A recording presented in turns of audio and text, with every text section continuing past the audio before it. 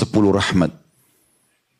Maka sangat wajar sebagai seorang muslim setelah memuji Allah, alhamdulillah, kita selalu mengucapkan salam hormat kita, salawat dan taslim kepada Nabi besar Muhammad sallallahu alaihi wa ala alihi wa sahbihi wasallam. Di awal-awal pembukaan saya mengucapkan jazakumullah khairan kepada seluruh jajaran yayasan RLA, seluruh jajaran pejabat pemerintah wilayah Solok, seluruh kaum muslimin dan muslimat yang saya tidak bisa sebutkan satu persatu yang telah hadir. Semoga ini dicatat pahala oleh Allah Subhanahu wa taala. Dan saya di sini berbicara sama sekali bukan karena saya lebih tahu daripada Bapak Ibu sekalian. Tapi kita menjalankan firman Allah Subhanahu wa taala, fadzakir fa inna dzikra tanfa'ul mu'minin. Saling memberikan peringatan karena peringatan sangat bermanfaat bagi orang-orang beriman. Dan baginda Nabi sallallahu alaihi wasallam bersabda dalam hadis beliau, ad-dinun nasihah. Agama ini isinya semua nasihat. Dan bagaimana para sahabat ridwanullahi alaihim pada saat mereka bertemu, mereka selalu mengatakan, ta'al nu'minu sa'ah. Ayo kita saling menasihatin untuk menambah iman kita sesaat. Dalam penyampaian ilmu kita tidak perlu lihat siapa yang menyampaikan, tapi apa yang disampaikan. Kalau qala Allah berfirman, qala Rasulullah sallallahu alaihi wasallam, Rasulullah SAW bersabda, terima. Amalkan. Karena memang agama ini harus disampaikan. Juga sebelum kita mulai, saudaraku seiman, saya mengajak diri saya dan teman-teman sekalian untuk mengikhlaskan niat karena Allah. Kalau tadi yang datang di sini mungkin karena tidak enak, ada undangan, apakah atau diundang oleh atasannya, oleh tetangganya, oleh kerabatnya, atau mungkin karena kebetulan ada anaknya sekolah di sini, atau alasan apapun, maka diubah niatnya. Niatnya karena Allah Subhanahu wa taala. Dalam sebuah hadis yang sahih, kata Nabi SAW, Allah berfirman, yang maknanya, aku adalah sebaik-baik sekutu. Siapa yang menyekutukanku dengan sesuatu, aku akan berikan semua untuk sekutuku itu. Kalau seandainya ada orang mengikutkan Allah dalam niatnya dengan selain Allah, maka tidak berpahala. Sampai kata Nabi SAW dalam lanjutan hadis, jangan kalian, maka ikhlaskan niat kalian dan jangan kalian mengatakan ini untuk Allah dan ini untuk kerabatku. Karena itu semua akan diberikan untuk kerabatnya. Dan jangan juga kalian mengatakan ini untuk Allah dan ini untuk wajah-wajah kalian. Maksudnya untuk menghormati kalian. Karena itu akan diberikan oleh Allah untuk wajah-wajah kalian. Jadi misalnya ada orang silaturahim keluarga lalu dia mengatakan saya datang ke sini karena Allah dan memang karena mau bertemu dengan kalian.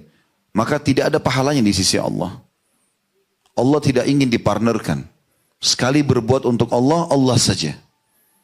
Di dalam hadis yang lain, semua ini hadis sahih diriwayatkan atau disebutkan oleh Al-Mundhiri dalam kitab Targhib Tarhib beliau dan disahihkan oleh Syekh Albani dalam Sahih Targhib Tarhib. Ada seorang sahabat berkata, ya Rasulullah, bagaimana pendapat Anda apa yang didapatkan oleh seseorang yang berjihad, berperang karena Allah dan juga untuk namanya harum, reputasinya. Kata Nabi SAW, tidak ada apa-apa. Dia tidak dapat apa-apa. Orang ini mengulangi sampai 3 kali. Artinya saya siap berperang, saya siap berjihad karena agama perintahkan, Allah perintahkan. Tapi juga saya mau supaya nama saya harum. Maka Nabi SAW menjawab setelah 3 kali mengatakan tidak ada. Beliau mengatakan sesungguhnya Allah tidak akan menerima amalan kecuali yang ikhlas berharap pahala dari dia. Jadi kita butuh keikhlasan teman-teman dalam amal kita. Dan ini memang amal yang luar biasa nih, tulus kalau bahasa kita.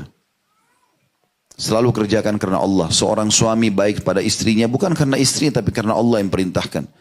Istri baik pada suaminya patuh juga karena Allah. Guru mengajar pada muridnya juga karena Allah. Murid ya, menghormati gurunya juga karena Allah. Atasan, jajaran pemerintahan berbuat baik pada masyarakatnya karena Allah. Masyarakat patuh pada pemerintah bukan karena pemerintah, tapi karena Allah yang memerintahkan agar patuh. Semua itu nanti akan ada nilai pahala di sisi Allah subhanahu wa ta'ala. Pada kesempatan ini insya Allah kita akan bahas materi mungkin kalau dibaca secara umum, kita menganggap materinya, masalah penuntut ilmu. Seakan-akan sebagian orang menganggap ini bukan tema yang penting. Padahal teman-teman sekalian, dalam surah Az-Zariyat, Allah subhanahu wa ta'ala menyebutkan di ayat 56-nya, A'udhu billahi minasyaitonir rajim wa ma khalaqtul jinna wal insa illa liya'budun. Al-ayah yang artinya, aku tidak ciptakan jin dan manusia, kata Allah, kecuali untuk beribadah kepadaku. Jadi kalau Bapak Ibu bertanya pada diri sendiri, untuk apa sih ada lahir di muka bumi ini? Maka jawabannya untuk ibadah kepada Allah. Ada tujuan lain? Tidak ada tujuan lain. Memang cuma itu saja. Apa itu ibadah? Semua perkataan, perbuatan yang diperintahkan dicintai oleh Allah. Apa yang Allah halalkan, nikmati. Apa yang Allah perintahkan dari wajib dan sunnah kerjakan. Apa yang Allah larang, makruh dan haram jauhi. Itu tujuan kita. Lalu bagaimana caranya supaya kita bisa beribadah dengan benar? Harus belajar. Harus menuntut ilmu. Makanya Nabi SAW mengatakan dalam hadits beliau yang sahih, talabul ilmi faridatun ala kulli muslim. Menuntut ilmu agama itu wajib bagi setiap muslim, bukan pilihan. Kalau materi-materi umum itu sunnah selama dia tidak bertolak belakang dengan agama. Kalau materi-materi yang bertolak belakang dengan agama maka haram hukumnya. Tapi kalau ilmu agama bukan pilihan. Bukan pilihan, memang kewajiban. Kita wajib tahu mana halal, mana haram, mana yang diperintahkan, mana yang dilarang untuk kita jadikan sebagai pegangan hidup kita. Kita akan masuk lebih dalam teman-teman sekalian merenungi beberapa dalil-dalil hadis-hadis mulia dari Nabi SAW tentang apa sih yang didapatkan bagi para penuntut ilmu. Yang pertama teman-teman sekalian, kalau Allah mudahkan Anda untuk belajar agama, apakah seperti anak-anak santri kita di sini melalui pesantren, atau teman-teman yang sudah dewasa mungkin, kemudian mereka punya kesempatan untuk hadir dalam majelis ilmu, atau mungkin mendengarkan dari medsos sekarang, online, maka berarti Allah menginginkan kebaikan buat Anda. Kalau ada kesempatan untuk mendengarkan qala Allah, qala Rasul, alaihi salatu wassalam, berarti Allah menginginkan kebaikan buat Anda. Allah pencipta langit dan bumi ini menginginkan agar Anda mengetahui apa yang sedang Allah inginkan, perintahkan dan larang. Sesuai dengan sabda Nabi SAW dari hadis Muawiyah radhiyallahu anhu, beliau berkata, dan hadis ini diriwayatkan Bukhari, Muslim, Ibnu Majah. Kata Rasulullah SAW, man yuridillahu bihi khairan yufakkihu fid din. Siapa yang Allah inginkan kebaikan untuknya, maka Allah akan membuat dia memahami agama ini. Jadi kalau ada yang bisa mendengarkan ilmu, maka berarti Allah inginkan kebaikan buat dia. Apakah ilmu itu belum diketahui sebelumnya kemudian dia belajar, atau misalnya Anda duduk di majelis ilmu seperti ini, Anda sudah tahu tapi Anda mengejar keutamaannya. Karena ilmu itu makin diulang-ulangin makin bermanfaat.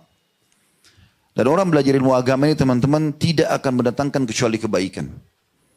Sampai kata Ali radhiyallahu anhu, ilmu itu akan menjagamu sementara harta kau sibuk menjaganya. Ilmu ini kalau kita pelajari dan makin dalam kita kuasai ilmu agama, maka kita makin terkontrol. Kalau bahasa saya ilmu agama ini seperti bodyguard buat kita. Makin banyak kita ketahui, maka makin menjaga kita. Setiap mau makan, mau minum, mau berinteraksi, mau berbuat apa saja, maka ilmu agama akan mengingatkan, itu boleh atau itu tidak boleh. Kita terpandu. Dan tidak ada batas dalam belajar.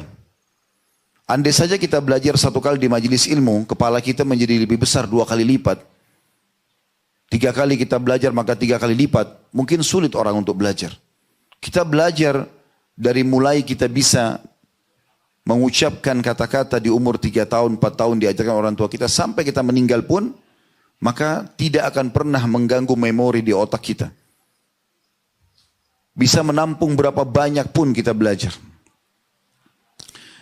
Di dalam riwayat yang lain, Nabi SAW menggambarkan kepada kita, kalau ilmu itu harus dengan belajar.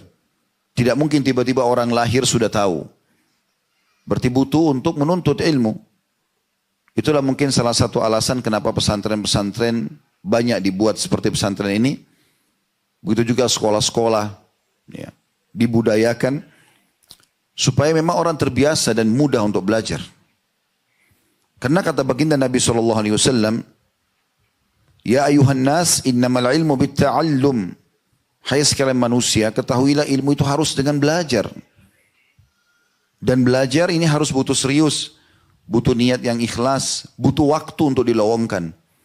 Kalau teman-teman hanya mengandalkan setiap Jumat dengarin khutbah 20 menit, 25 menit, lalu Anda anggap Anda sudah belajar, ini keliru. Setiap hari aja kita belajar, belum tentu cukup. Apalagi cuma sekedar dengarkan khutbah Jumat. Apalagi kalau hanya sekedar kapan ada waktu.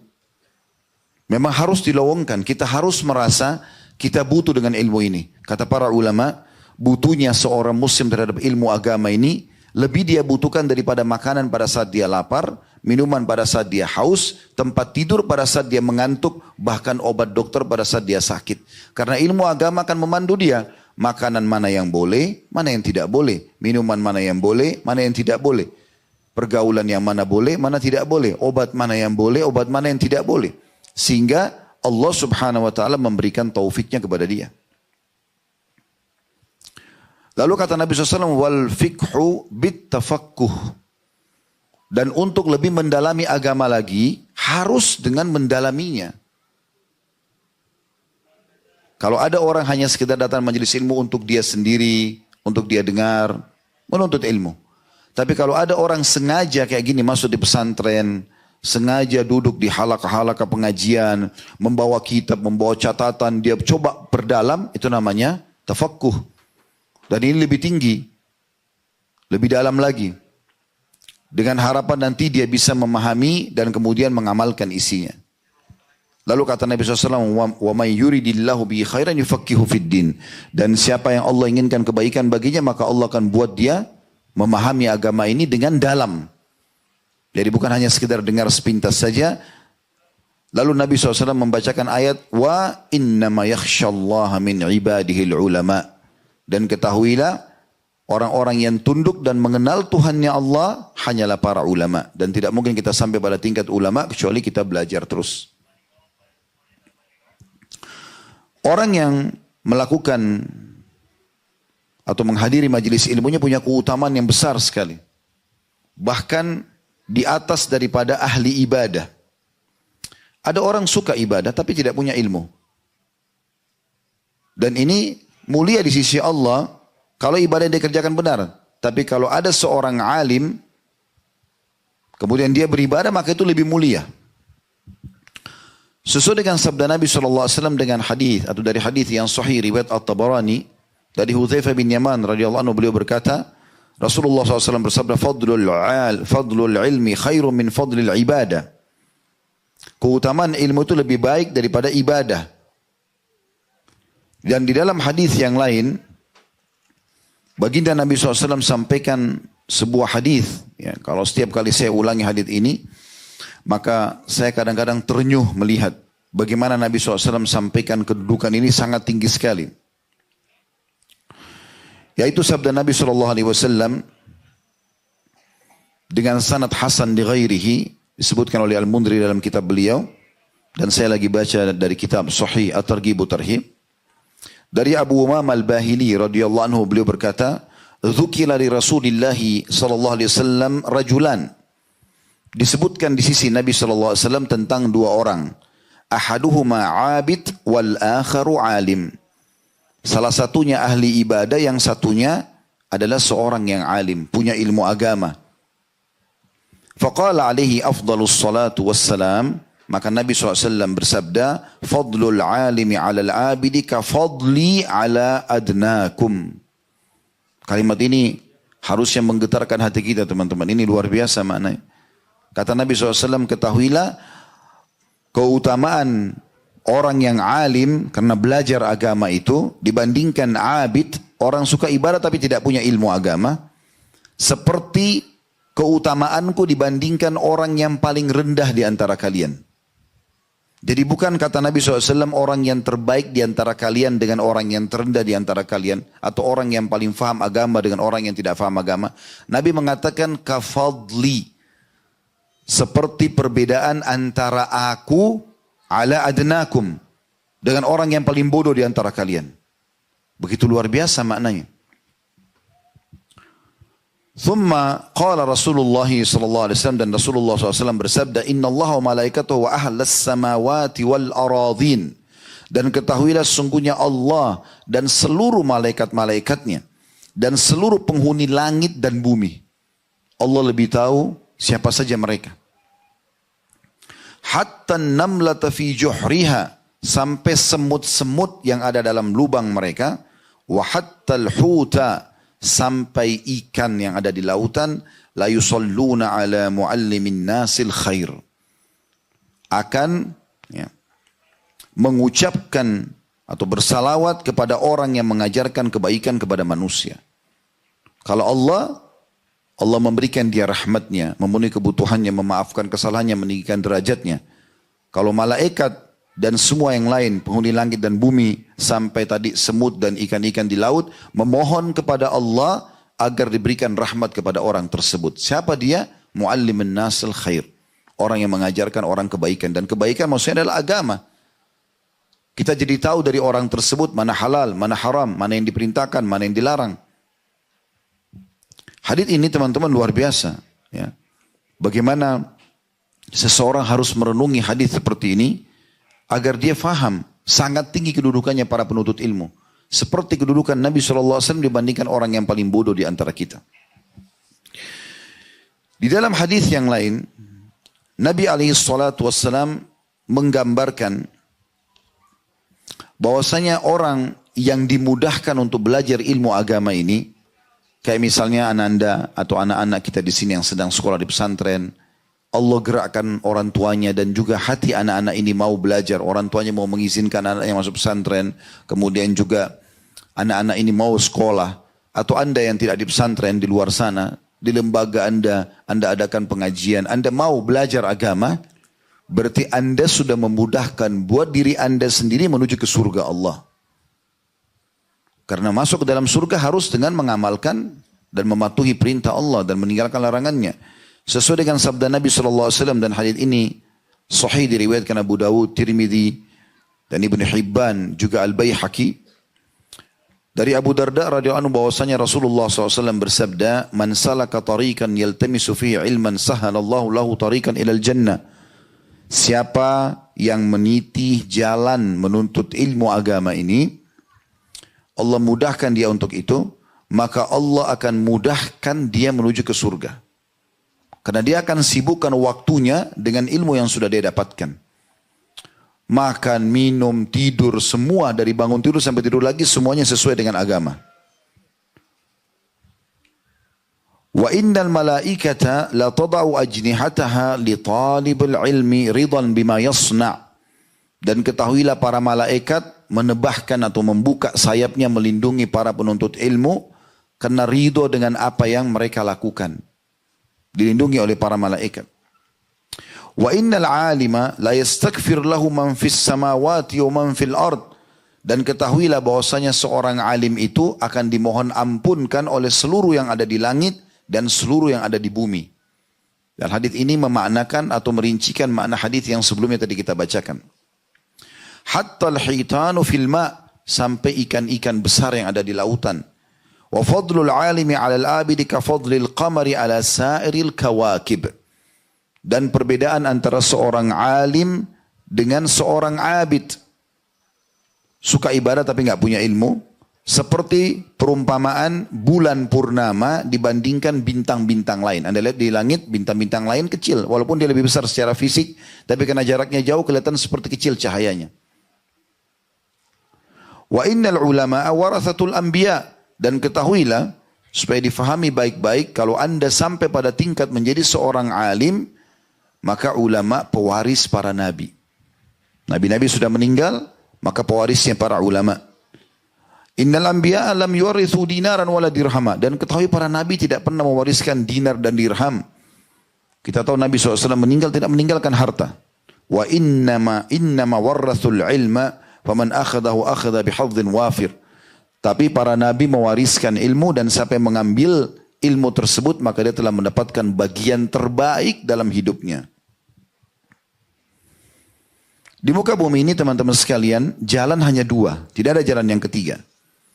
Dan Anda harus tentukan jalan Anda itu.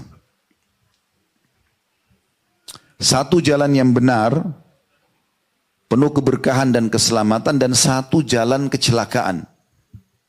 Enggak ada jalan yang ketiga. Jalan yang benar, jalannya Allah, Sang Pencipta, yang kita selalu ucapkan, La ilaha illallah, la ma'buda bihaqqin illallah. Tidak ada Tuhan, pencipta, pemilik, penguasa di langit dan di bumi kecuali Allah yang berhak disembah. Dan Allah menyampaikan apa yang dia inginkan. Juru bicaranya Allah adalah para nabi-nabi yang melanjutkan apa yang disampaikan para nabi setelah mereka meninggal, para ulama dan para da'i. Anda kalau ke jalan para da'i, para ulama, maka Anda dipandu ke jalan para nabi-nabi dan menuju ke jalan Allah, ujung-ujungnya surga. Ini jalan keselamatan. Jalan yang kedua jalan sesat. Tidak ada jalan yang ketiga, yaitu jalannya iblis. Allah sudah katakan dalam Al-Quran, Innahu aduun lakum fattakhidhu aduwa. Dia adalah musuh kalian, jadikan musuh yang nyata buat kalian. Iblis sudah kita tahu ceritanya dalam surah Al-Baqarah dan beberapa ayat-ayat lain bagaimana dia pungkir untuk sujud kepada Nabi Adam atas perintah Allah, bukan karena Nabi Adamnya, tapi karena Allah yang perintahkan. Seperti kita sujud menghadap Ka'bah bukan karena Ka'bahnya, tapi karena ada perintah Allah menuju ke Ka'bah itu. Maka iblis ini punya juru bicara. Siapa mereka? Dukun, peramal, penyamun, penyihir, ahli maksiat. Anda bergaul sama mereka, dipandu ke jalan iblis, ujungnya neraka. Tidak ada jalan yang ketiga. Dan saran kami teman-teman sekalian, kalau mau menjadi seorang muslim, orang yang beriman kepada Allah, jangan setengah-setengah. Banyak orang di negara kita ini masih warna-warni. Namanya nama muslim, tapi kita tidak temukan ada Islam dalam dirinya. Karena tidak menuntut ilmu. Dia tidak dalamin, sayang sekali. Bahkan sering kali kita temukan ada namanya Muhammad, istrinya namanya Aisyah, tapi tidak berhijab, jauh dari agama, ya. Di rumahnya tidak ada tanda-tanda keislaman sama sekali. Bahkan tidak bisa kita bedakan antara dia sama orang-orang kafir, sama saja. Padahal kita harus punya ciri khas sebagai orang beriman. Agama Islam ini agama yang benar, teman-teman sekalian, tidak ada keraguan dalamnya. Ini pintu keselamatan di dunia dan di akhirat. Maka tidak perlu ragu kita dalam menyampaikan dan mempelajari agama ini. Di dalam hadis yang lain, ada seorang sahabat datang dan dia, sahabat ini khusus datang untuk menuntut ilmu. Namanya Safwan bin Assal al-Muradi radhiyallahu anhu. Dalam hadis yang hasan diriwayatkan oleh Tabarani dan Ahmad, dia mengatakan, Ataitun Nabiyya sallallahu alaihi wasallam wa huwa fil masjid muttaki'un ala burdin lahu ahmar. Satu hari aku pernah mendatangi Nabi sallallahu alaihi wasallam di dalam masjid, sementara beliau lagi duduk dan menggunakan jubah berwarna merah. Fakultu lahu, lalu aku berkata kepada beliau, Ya Rasulullah, inni ji'tu atlubul ilma. Wahai Rasulullah, aku datang khusus untuk ilmu nih, mau belajar agama. Faqala marhaban bi talibil ilm. Selamat datang penuntut ilmu. Nabi SAW sangat gembira kalau ada orang mau datang belajar agama. Inna talibal ilmi tahuffuhul malaikatu. Dalam kurung, wa tudhilluhu. Sesungguhnya ketahuilah, semua penuntut ilmu itu dilindungi oleh para malaikat.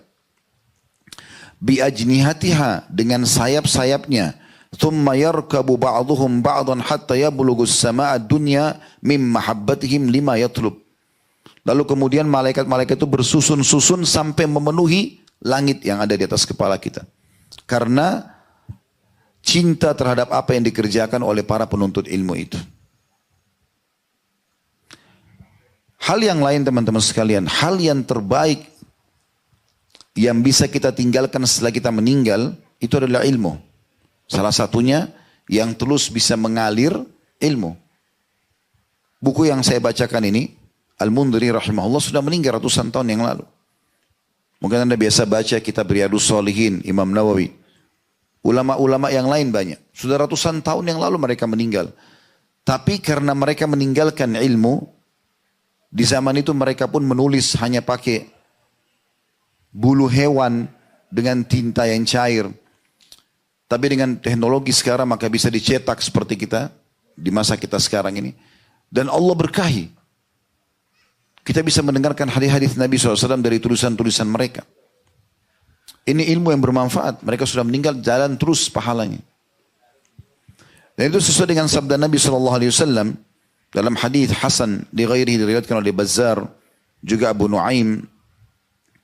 Dari Anas radhiyallahu anhu beliau berkata bahwasanya Rasulullah SAW bersabda, "Sab'un yajri li abdil abdi ajruhunna wa huwa fi qabrihi ba'da mauti."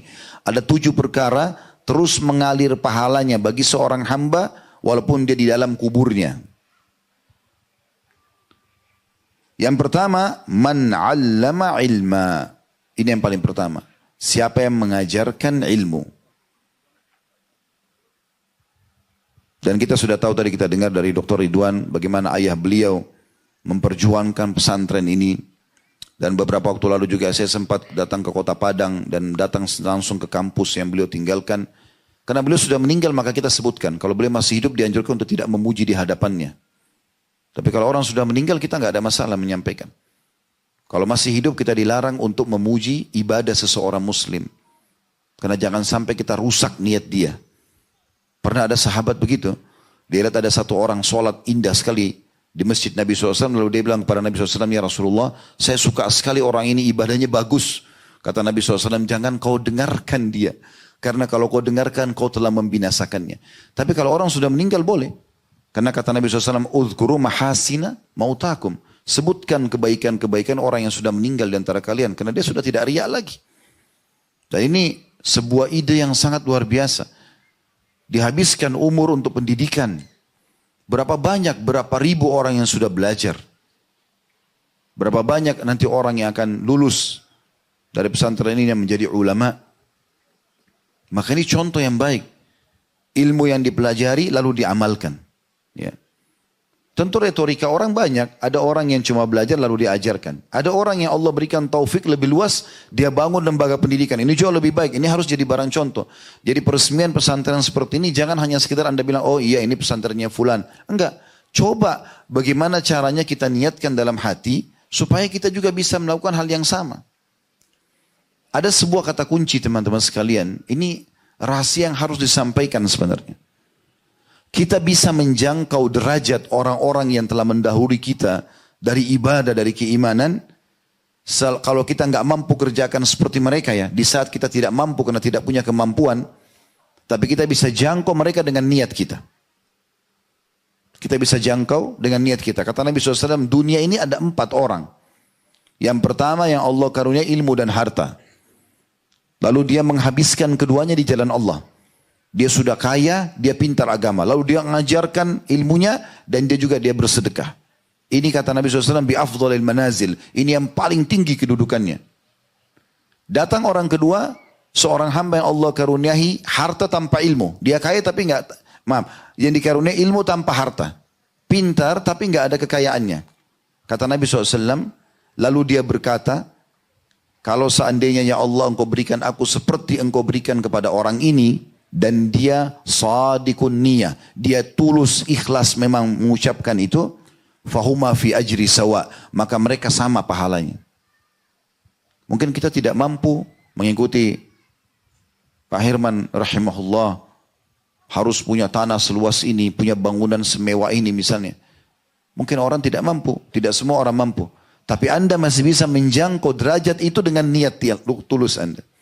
Anda mengatakan kalau seandainya ya Allah engkau berikan aku seperti engkau berikan kepada orang ini, maka aku akan buat yang sama. Nabi SAW menjamin maka mereka sama pahalanya. Kalau di musim haji sering lihat ada mobil-mobil bus jemaah haji pergi berangkat. Jangan cuma bilang, "Oh jemaah haji ya."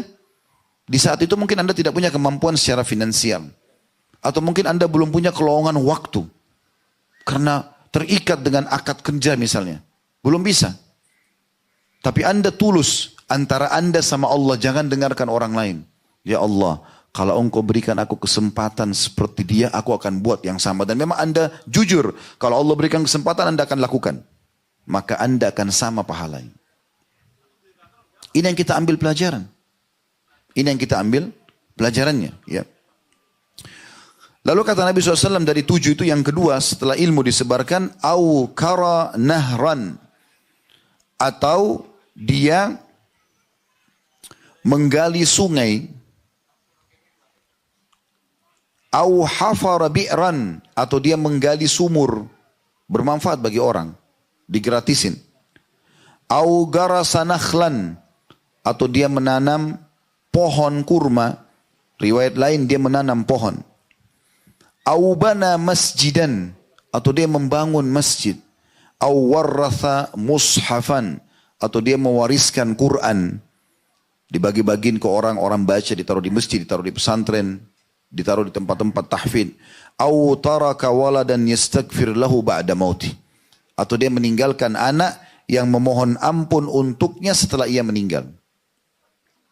Dan bagaimana caranya kita bisa membuat anak kita pada saat kita meninggal dia memohon ampun buat kita? Tidak ada solusi lain kecuali dia harus faham agama. Kalau dia faham agama dia akan lakukan itu. Kalau tidak, tidak mungkin. Ya. Ada sebuah sikap yang menarik sekali. Atau ada hadis yang lainnya mirip dengan ini, saya sebutkan dulu. Hadis Hasan diriwayatkan oleh Ibnu Majah. Dan ini dari sahabat Abu Hurairah radhiyallahu anhu, beliau berkata, Rasulullah SAW bersabda, Inna mimma yalhaqul mu'mina min amalihi wa hasanati ba'da mautihi. Sesungguhnya termasuk yang akan menyusul seorang mukmin dari amal-amal solehnya dan pahala-pahalanya setelah matinya adalah ilman 'allamahu wa nasyarah. Ilmu yang dia belajar dan dia ajarkan kemudian disebarluaskan. Jadi kalau sudah belajar ilmu, ya sudah tahu, ajarkan kepada orang. Wa waladan salihan tarakahu, atau anak soleh yang dia tinggalkan. Wa mushafan warrathahu, atau Quran yang dia wariskan. Au masjidan banah, atau masjid yang dia bangun. Au baitan libni sabilin banah, atau rumah singgahan untuk orang yang terputus jalan, orang yang musafir, diberikan tempat penginapan gratis. Au nahran ajrah, atau sungai yang dialirkan sehingga bermanfaat bagi orang-orang. Au sadaqatan akhrajaha min mali fi sihhatihi wa hayati yalhaqu min ba'di mauti. Atau sedekah apa saja yang dia keluarkan selama dia hidup yang terus mengalir setelah dia meninggal dunia. Seperti wakaf tanah, ya. Misal contoh. Siapapun teman-teman sekalian yang mengajarkan ilmu ini, walaupun cuma sebuah hadis, walaupun ibadah sunnah, maka akan menjadi amal buat dia. Ajarkan kepada orang. Ini kata beri gembira buat para guru-guru yang mengajar seperti pesantren ini. Anda ikhlaskan niat karena Allah, sudah bisa memenuhi kebutuhan nafkah keluarga, juga semua yang Anda ajarkan kepada murid-murid tersebut, maka akan menjadi pahala yang terus menggulir. Kata Nabi SAW dalam hadis Hasan di ghairihi, diriwayatkan Ibnu Majah dari Sahal bin Mu'adz bin Anas dari bapaknya radhiyallahu anhu ajma'in, bahwa Nabi SAW bersabda, Man 'allama ilman falahu ajru man 'amila bihi la yanqus min ajril 'amili syai'. Siapa yang mengajarkan ilmu maka dia memperoleh pahala yang mengamalkannya, dan pahala yang mengamalkannya tidak berkurang sedikit pun. Jadi kalau misalnya ada orang kita ajarkan masalah sholat, kayak sini santri-santri diajarkan oleh para guru ustaz dan ustazanya tentang sholat, tentang zikir, tentang doa, syariat Allah Subhanahu wa taala, lalu diamalkan. Misalnya si santri ini dapat pahala 10. Ini contoh saja. Maka yang mengajarkan juga dapat 10, bukan dipotong dari pahala si santri, enggak.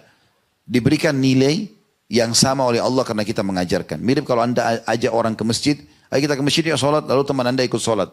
Dia dapat 10 pahala, Anda juga sholat dapat 10 pahala. Ini contoh, 10 ini bukan angka patokannya, tapi ini contoh saja. Anda sholat, dia sholat, masing-masing dapat 10 pahala misalnya. Tapi karena Anda yang mengajak dia, Allah berikan Anda nilai pahala seperti teman Anda tadi, tanpa dikurangi dari pahala teman Anda tadi. Jadi Anda dapat 20, dia dapat 10.